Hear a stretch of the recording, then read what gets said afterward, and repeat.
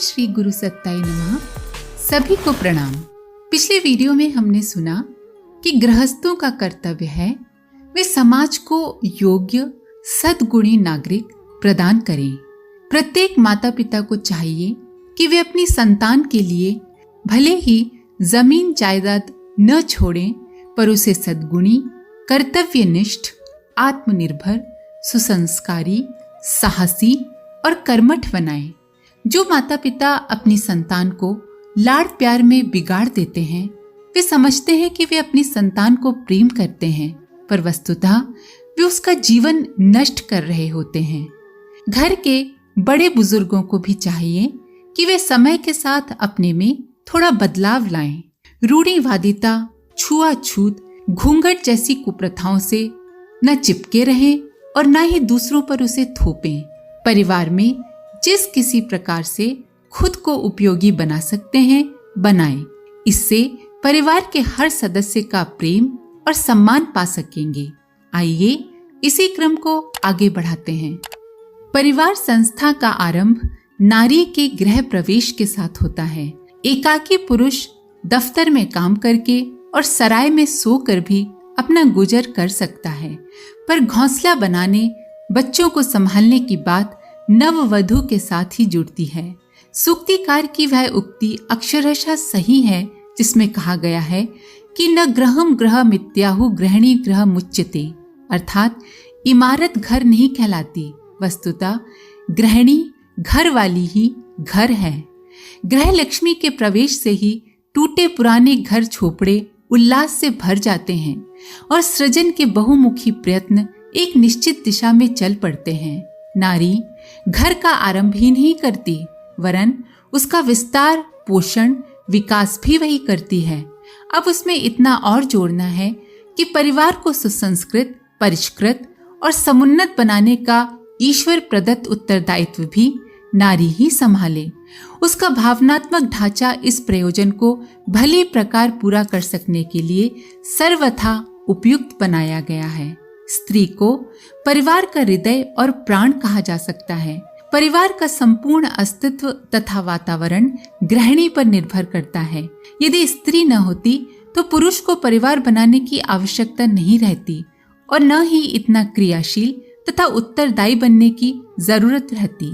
स्त्री का पुरुष से युग्म बनते ही परिवार की आधारशिला रख दी जाती है और उसे अच्छा या बुरा बनाने की प्रक्रिया भी आरंभ हो जाती है। परिवार बसाने के लिए अकेला पुरुष भी असमर्थ है और अकेली स्त्री भी, पर मुख्य भूमिका किसकी है ये तय करना हो तो स्त्री पर ध्यान केंद्रित हो जाता है, क्योंकि अंदरूनी व्यवस्था से लेकर परिवार में सुख, शांति और सामंजस्य के वातावरण का दायित्व प्रायः स्त्री को ही निभाना पड़ता है। इसलिए स्त्री के साथ गृहिणी, सुगृहिणी, गृह लक्ष्मी जैसे संबोधन जोड़े गए हैं। पुरुष के लिए ऐसा कोई विशेषण नहीं मिलता। यहाँ गृहिणी से तात्पर्य केवल पत्नी से नहीं है।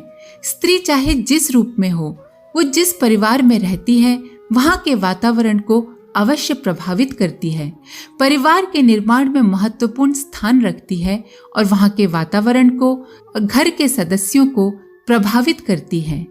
क्योंकि स्त्री की कोमलता, संवेदना, करुणा, स्नेह और ममता की जो हार्दिक विशेषताएं होती हैं, वे पुरुषों में नहीं होती। इन विशेषताओं के कारण ही महिलाएं घर के सदस्यों के अधिक निकट रहती हैं और उन्हें प्रभावित करती हैं। पुरुष या पिता में एक बार की कोई दुर्गुण हो भी तो भी माँ अपनी संतान को उससे बचा सकती है।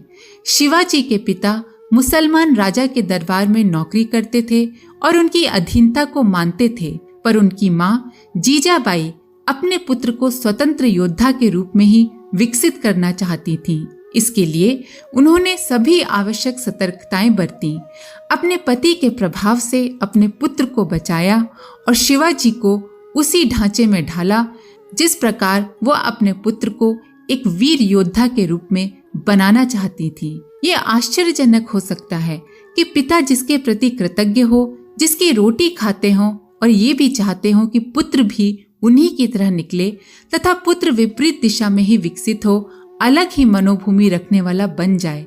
लेकिन माँ के महत्व एवं व्यक्तित्व को देखते हुए ये बिल्कुल भी अस्वाभाविक नहीं है।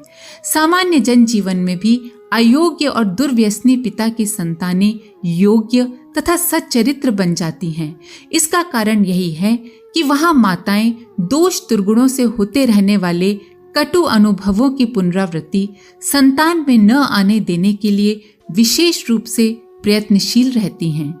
ये भी देखा जाता है कि ईमानदार, विश्वास पात्र और सच्चरित्र व्यक्तियों की संतानें कभी कभी बेईमान, धोखेबाज और चरित्रहीन निकल जाती हैं। ये भी इसीलिए कि माताएं तथा परिवार में रहने वाली स्त्रियां बच्चों के प्रति विशेष रूप से सावधानियां नहीं रखती तथा कई भूलें और त्रुटियां कर डालती हैं, जिनका प्रभाव बच्चों पर पड़ता है। वैसे तो संतान की जिम्मेदारी माता और पिता दोनों की ही होती है, पर यदि माँ चाहे तो वो संतान को विशेष रूप से प्रभावित कर सकती है। गृहिणी को ग्रह लक्ष्मी के सम्मानजनक विशेषण से संबोधित किया गया है, जिसका अर्थ है वह नैतिक दृष्टि से सुदृढ़ और स्वभाव की दृष्टि से देवी है।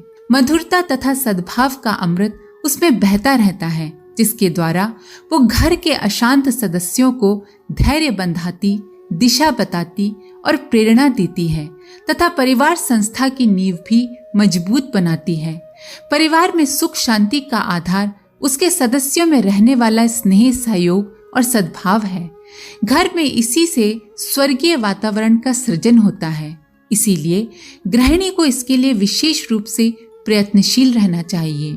परिवार के सभी सदस्य एक दूसरे की सुविधा का ध्यान रखें, परस्पर आदर सम्मान करें, एक दूसरे का सहयोग करें और स्नेह, सद्भाव तथा आत्मीयता, उदारता भरें।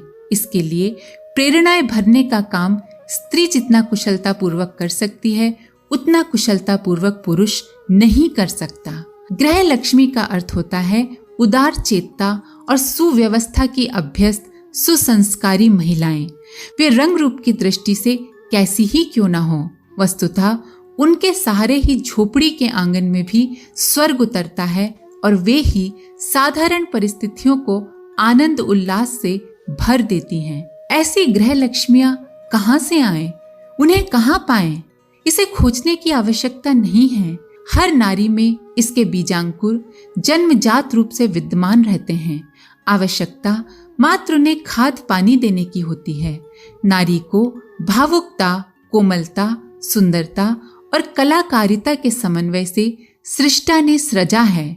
नारी को प्रेम, सम्मान देने का काम परिवार के लोगों को मिलजुल कर करना होता है।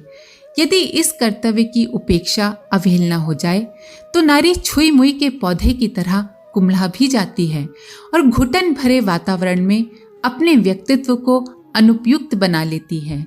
जिन घरों में नारी समुदाय की स्थिति गई गुजरी रहेगी, वहां कितना ही वैभव अथवा वर्चस्व क्यों ना हो, आंतरिक वातावरण ऐसा ही रहेगा जिसमें खिन्नता, विपन्नता किसी के हटाए हट नहीं सकेगी।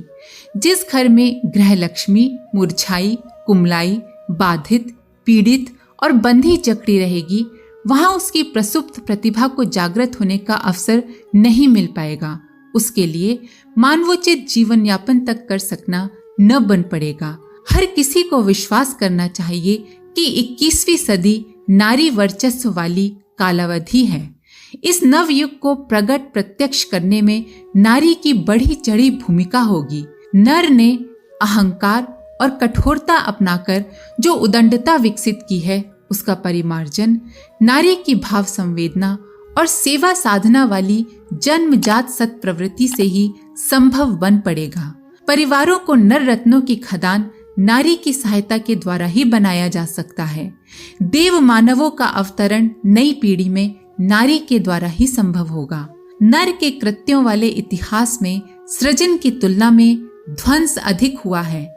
स्नेह सहयोग कम और उद्यत अनाचार का माहौल अधिक बनता रहा है। अब इस उल्टे प्रवाह को नारी में सन्निहित दिव्यता ही सीधा करेगी। इस सद्भावना के अनुरूप विचारशीलों का कर्तव्य हो जाता है कि नारी को अगले दिनों दोहरा उत्तरदायित्व संभालने की क्षमता विकसित करने में समुचित सहयोग प्रदान करें। नर को शिक्षित, समर्थ, स्वावलंबी बनाने के लिए अब तक जो प्रयत्न होते रहे हैं, उनको नारी के लिए भी उपलब्ध कराना होगा। अलग पिंजरों में कैद रहने के कारण उनकी संयुक्त शक्ति का संरक्षण एवं विकास नहीं हो सकेगा। अब उसे संभव बनाने के लिए न केवल घनघोर प्रयत्न करना पड़ेगा, वरन उस सामंतवादी दृष्टिकोण को भी उलटना पड़ेगा जिसमें नारी का स्थान दासी के अतिरिक्त और कुछ है ही नहीं। साथ ही ये भी निश्चित है कि परिवर्तनकारी आंदोलनों ने अब तक जितनी उपलब्धियां अर्जित की हैं, उसकी तुलना में नारी जागरण अभियान के माध्यम से कम नहीं वरन अधिक ऊंचे स्तर की, अधिक प्रभावोत्पादक उपलब्धियां संभव होंगी। नारी जागरण अभियान को प्रभातकालीन अरुणोदय की तरह उभरता हुआ और मध्याह्न की प्रखरता अपनाने के लिए दौड़ता इन्हीं आंखों से देखा जा सकता है। साथ देने में ही समझदारी भी है और बहादुरी भी। इतने प्रचंड प्रभाव में जो रोड़ा बनेंगे, जो उपेक्षा बरतेंगे, वे समय को न पहचान सकने का पश्चाताप ही करते रह जाएंगे। विज्ञजनों में से प्रत्येक को इस महाअभियान नारी जागरण का शुभारंभ अपने अपने घरों से करना चाहिए। अशिक्षितों को शिक्षित और शिक्षितों को सुविज्ञ बनाने वाली शिक्षा पद्धति का कार्यान्वयन अपने घरों के छोटे दायरे से कोई भी कर सकता है। बौद्धिक प्रशिक्षण ऐसा होना चाहिए जिससे मूढ़ मान्यताओं और कुरीतियों का उन्मूलन हो सके। नारी अपने कर्तव्य और अधिकार का परिवहन करने के लिए समर्थ एवं समुद्यत हो सके, उसे स्वावलंबी बनने का अवसर दिया जाए। महिला मंडल इसी प्रयोजन के लिए गठित किया जा रहा है।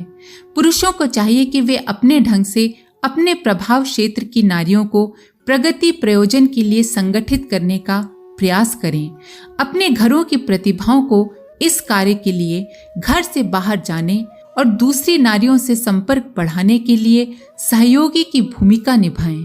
जो शिक्षित महिलाएं घरेलू कामकाज से थोड़ा अवकाश प्राप्त करती हैं, उनका विशेष रूप से ये कर्तव्य बनता है कि विचारशील नारियों से संपर्क साधने निकलें और उनका समीपवर्ती क्षेत्र वाला संगठन तैयार करें।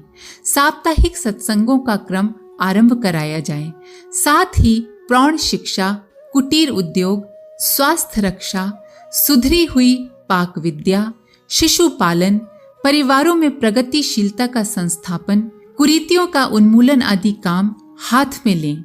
कदम कदम बढ़ाते हुए पहुंचना वहां तक है जहां नारी को समग्र समता का लाभ मिल सके और वो अपनी प्रतिभा को प्रदर्शित करते हुए नव सृजन के क्षेत्र में अपनी भूमिका अच्छे से संपन्न कर सके।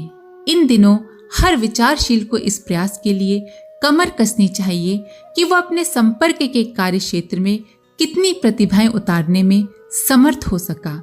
इस कर्तव्य को बढ़े चढ़े सेनापतियों और लोक नायकों के महान कर्तव्यों के समतुल्य ही माना जाएगा, भले ही देखने में ये छोटा ही क्यों न लगे। नारी जागृति आंदोलन में एक संघर्ष परक मोर्चा भी है दहेज विरोधी आंदोलन का। धूमधाम वाली दहेज जेवर के भार से लदी हुई शादियां हमें दरिद्र और बेईमान बनाती हैं। इस कुप्रचलन के कारण नर और नारी के बीच छोटे बड़े की, श्रेष्ठ और निकृष्ट की परंपराएं चली हैं। यदि इस कुप्रचलन का पूरी तरह अंत किया जा सके और विवाह मात्र एक घरेलू उत्सव की तरह बिना खर्च के संपन्न होने लगे, तो समझना चाहिए कि नव युग का शुभारंभ हो गया। इससे अन्यान्य अनेक कुरीतियों की, अवधारणाओं की इतिश्री संभव हुई मानी जानी चाहिए। आज के लिए इतना ही। आप सभी का धन्यवाद। ओम शांति।